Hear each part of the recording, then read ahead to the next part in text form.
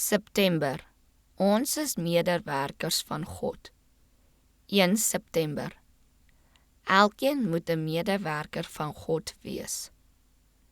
Die voorreg om met God saam te werk. Want ons is medewerkers van God, die akker van God, die gebou van God is julle. 1 Korintiërs 3 vers 9. As u net kon besef, dat die God van die hemel mense neem wat rebelle teen sy heerskappy was, en aan hulle sê, julle kan medewerkers van my wees, sou u vandag geheel en al aan hom toewy. Is dit nie heerlik dat ons die ryke stroom van Gods genade kan ontvang en in harmonie met hom kan saamwerk nie? Wat wil God met ons maak, swak en ellendig soos ons is?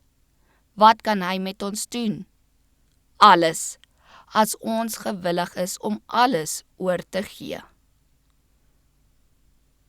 Toe God my in my kinderjare geroep het om vir hom te werk, het ek altyd gedink, wat kan ek doen?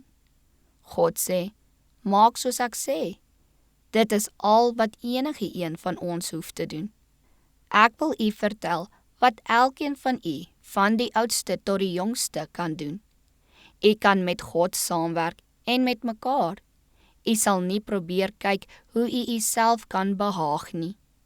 U sal besef dat u verantwoordelik is vir die invloed wat u uitoefen. Ons is medewerkers van God, die akker van God. Dink net daaraan, hy trag om die verstand te bewerk, net soos u die grond bewerk. Hy probeer om saad te saai wat vrugte tot sy eer sal dra. Die gebou van God is julle, maar hy bou nie sonder om u op die hart te dra nie. As ons lewens aan sy diens toewy, kan ons nooit in 'n toestand beland waarvoor God nie voorsiening gemaak het nie.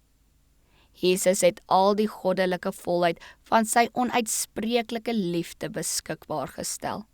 En hy sê vir u, julle is medewerkers van God.